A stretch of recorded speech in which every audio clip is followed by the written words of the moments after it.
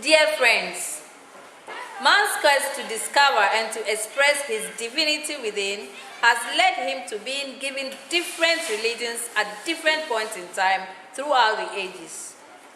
This has led to the following searching questions. What is religion? Why different religions at different points in time? Is religiosity the same as spirituality?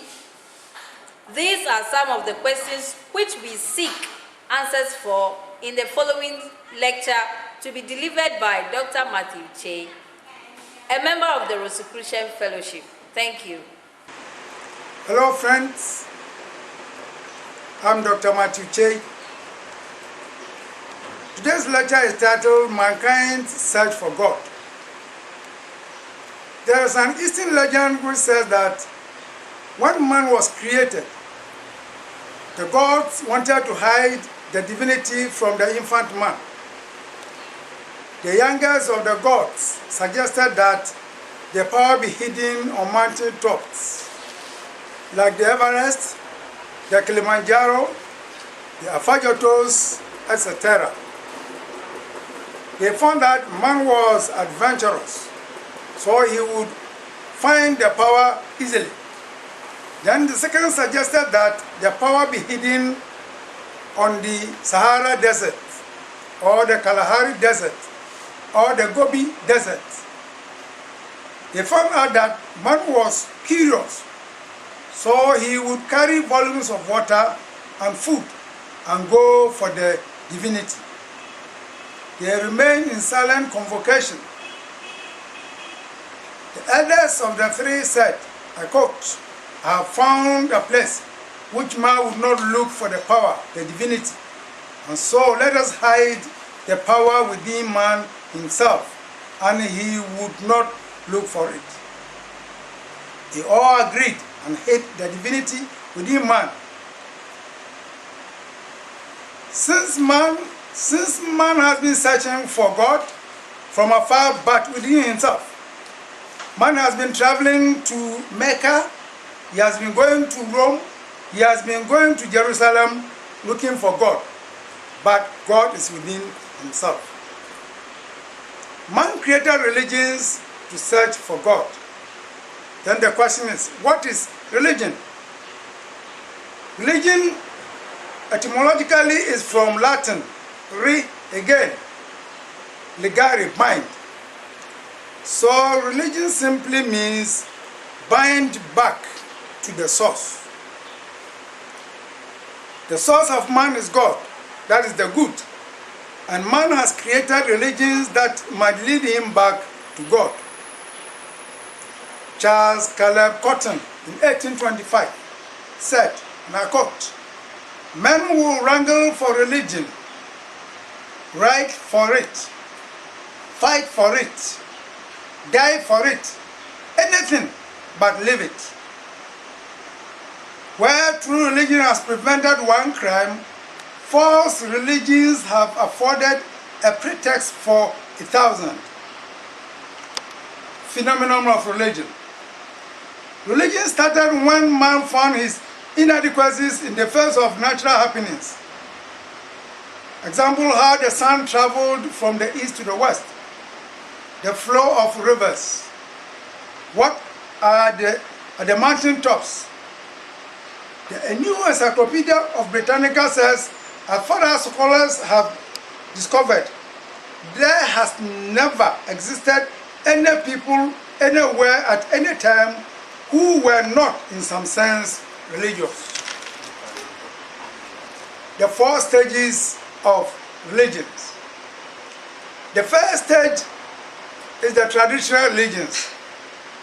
They start with the worship and veneration of naturals. For example, rivers, mountains, trees, oceans, gods, ancestors, etc. Then the second stage of religion, the worship of kings and queens as representatives of the gods on earth. This is termed deification. The third stage of the religions is the worship of God or deity through legalism. They worship God for reward in heaven or away from future punishment in hell. A sage said that if he worshipped God for heaven's sake, when he died, God should close the gates before he arrived at the gates. And if for fear of hell, then when he died, God should hit the fires of hell 1,000 times. The fourth stage of religion is do good for goodness sake.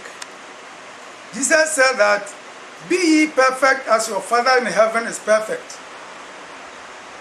Why religions at all? Man created religions that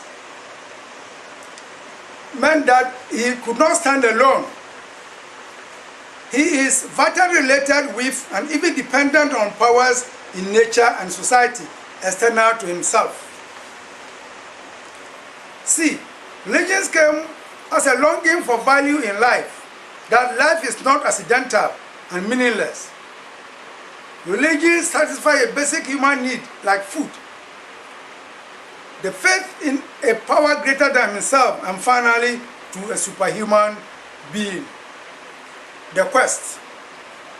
Man since time immemorial has tested after the intangible something in all lands through mythology, magic, and spiritism. Religion in India. In India, there is a religion called Hinduism, which is a religion of polytheism, that is a worship of many gods. And out of Hinduism came Buddhism, which was founded by Gautama Buddha. In all these religions, man is trying to find his source. Out of this Hinduism also came the religion of Sikhism, that we call the Bhakti Yoga.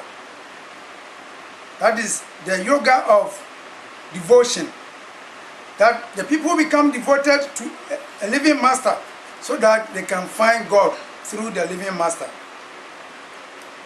Let's go to China. In China, we have the religion of Taoism and Confucianism. Taoism was founded by Lao Tzu, and China existed on this religion for decades. And also, after Taoism came Confucianism. This was a moral religion founded by Confucius, and China was built on the teachings of this great philosopher Confucius. You go to Japan. Japanese tried to find God through a religion called Shintoism. They wanted to reach God through their ancestors who had passed away. And now, if you go to Japan, every house, every clan has got its own gods that they hope will be able to help them find a greater God. Religion continued in Israel. In Israel, that was the religion of Judaism. Judaism, as it said, was founded not only by one person, but through Abraham and Moses. And there has been a lot of rabbis teaching a lot about this Judaism. In Israel also came Christianity. The Christianity that we have started in Israel. Now it has moved all the way from Israel to other Western and Eastern countries. Religion continued from there. In Arabia, Muhammad the founder of the Islam religion, studied with the Christians in Arabia, and through them, God revealed himself to him and he founded Islam. That is the way to God through submission. And they called the God Allah, which is from the Hebrew Eloha. Then in Greece, we have the mystery religions. In Greece started Mithraism. All the mystery religions had their origin in Greece. But religion was not confined to those places alone. Persia, or modern-day Iran, also had religion, which was founded by a man called Zarathustra. He founded a religion called Zoroastrianism. Though the religion is extinct, there is a small number of people practicing this religion in India called the Parsis. Man tried to find God through the science of God, which is theology. And they think that this science of God is for the masses. However, this theology has got its positive and negative sides, because it has got a hierarchy which wants to maintain itself always. Then came the wisdom teachings, which was meant for the selected few.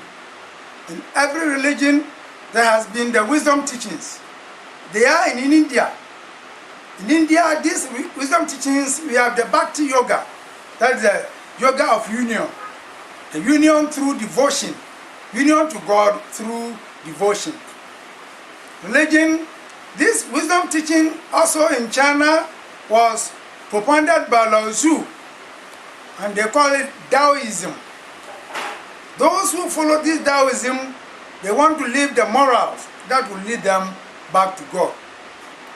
Also, Confucius teachings have found footing in China, and Confucianism is also one of the wisdom teachings in the world. When you go to Israel, the wisdom teachings found themselves in the Kabbalah and the teaching of the tree of life. This Kabbalah is the teaching of emanations, which was from the word of mouth to the ear. However, in some time, it was codified and now has had a lot of literature of the Kabbalah. These wisdom teachings did not end there. Christianity also has got its side. These wisdom teachings in Christianity was propounded by the Rosicrucians. This, I'm not talking of any organization which has the name Rosicrucians, but we are talking of the spiritual order which governs the Christianity from above. They are the true Rosicrucians. There are some mystics also who taught about the wisdom teachings, like Francis of Assisi, Saint of Avila, and others. They were all teaching the wisdom teachings. Wisdom teachings are not confined to these religions alone. When we come to Islam, we have the Sufis. Sufism has persisted from time immemorial and now continues to exist. In other religions, they abhor the wisdom teachings, but in Islam, Sufis are held in high esteem, and it is a corporate part of the religion of Islam. Now, the New Age movements.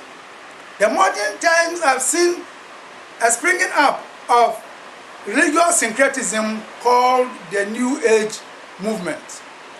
They try to take the good side of every religion and incorporate their practices in their lives. In this wise, they hope to find the God within themselves. In conclusion, it is said, look for God within through ethical monotheism. When man finds the God within himself, he will find the God without. Thank you. My name is Isaka Mohammed.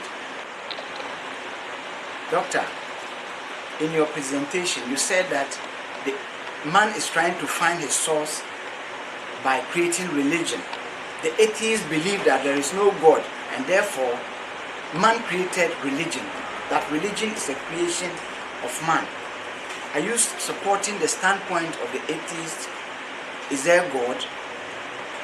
Thank you. Thank you very much for the question. In reality, the atheists are asking of God. If they believe in their own existence, then it means that they believe in God. Because that intangible something that makes the atheists exist is the God that we are talking about. Despite the fact that they don't mention the name God, they have a belief in themselves, so they believe in God. Thank you. My name is Edward Kwame Jandu. May I know, if there is God, why so much discrepancies in life? Why are some born blind, some rich, some poor, some tall, some short? Thank you. Thank you for the question asked. If you look at your fingers, you see that they are not equal. Some are short, some are tall for purpose. We all come from God, but our differences are due to the fact that either we were lazy or we were industrious. All our differences are our own making. It is not a punishment from God or any deity. Therefore, the Bible says that God is never mocked. Whatsoever a man soweth shall he reap. So if you come to this world and then you do not work very hard, next time you come minus something. Thank you. Mr. Lecturer, my name is Kennedy Free. I would like to know if all religions are acceptable to God. Thank you. Thank you, Mr. Free. When we say that all religions are acceptable to God, there is white light. Out of this light comes the 7 colors of the rainbow. So, everyone vibrates to the color that he chooses. So, every religion, from the traditional religion to the highest form of religion, are all accepted to God. But water seeks its own level. The level where you have reached in the scale of evolution will tell the part of religion that you should attach yourself. So all religions are acceptable to God. Thank you. Mr. Lecturer, Albert Gachi is my name. My question is, what prompted the wise ones to hide divinity from men? Thank you. Thank you, Mr. Gachi. When an elderly person loads a gun and gives to a child, and the child misapplies the gun, it is the elder who is held accountable. When man was created, the wise one found that man was not matured enough. Therefore, they had to hide the divinity until man reached maturity. Not that they wanted to make man ignorant, but they wanted man to grow gradually to maturity. Hence, the hiding of the divinity. Thank you. My name is Louis Agbe, and I'm going to make a contribution to the foregoing lecture. And as can be noted from that lecture, it is a notable fact that man and his religions have evolved side by side and in an equal degree. The earliest religion of any race is found to be as savage as the people governed by it. And as they become more civilized, their religion becomes more and more humane and in harmony with higher ideals. Now, from this fact, materialists have drawn the inference that no religion has a higher origin than man itself. Their investigation into early history have resulted in a conviction that as man progressed, he civilized his God and fashioned him after his own pattern. This reasoning is defective, however, because it fails to take into account that man is not a body, but an indwelling spirit, an ego, who uses the body with an ever-increasing facility as evolution progresses. The ego, or man, or the spirit of man himself, is part of God. That is the spark from God and his likeness that is in us, which is potentiated with his divinity, just like the seed is potentiated with the mother tree. Now, I mentioned the word evolution. I will make reference to it in my contribution further on, but I need to explain this so that it makes clear my explanation. Now, evolution is the progression of spirits in time. It is the expansion of the consciousness of that spirit, that spark in man, due to the actions we take, experiences in daily life, all the vicissitude of man's experience in life add up to that consciousness which expands. And as the consciousness of man expands and gains more knowledge and increases in his spiritual growth, he molds the body to conform, to be more adaptable to those experiences in life. Now, from these, we can say that the law for the evolution of the spirit demands sacrifice, although that of the body demands is the survival of the fittest, but that of the spirit demands sacrifice. And that is how the spirit evolves. And it is evidence that whatever urges man to a higher standard of conduct towards his fellow men must come from within, because of that divinity within. And that such a force exists, even though often not understood, no one will deny. Now, as you can see all around the world, selfishness is being slowly but surely replaced by altruism. You can see all around the world non-governmental organizations, international bodies going around the world just doing works of charity. It's a clear pattern that we are moving away from that selfishness into that altruistic era, which is the Christ era. In the breast of every human being, the Christ force of altruism works as a leaven, just as the yeast leavens the bread. It will gradually transform the savage into the civilized man, and in time change the latter into a god. For St. Paul says that know ye not that ye are gods, that your body is a temple of the living God. And also as the Christ Jesus says, that be ye perfect as thy Father in heaven is perfect. That the things that I have done shall ye also do, and greater than this shall ye do also. Now, the purpose of religion is to serve as a vehicle for the development of man's spirituality, or the blending of both head and heart. In other words, religion is a vehicle for developing our devotional or love nature, and also the intellect, so that we become wise men and women. This is all meant to attain the perfection that Christ spoke of, and to attain liberation from the cross of matter and become a pillar in the mansion of God, from whence he shall go out no more.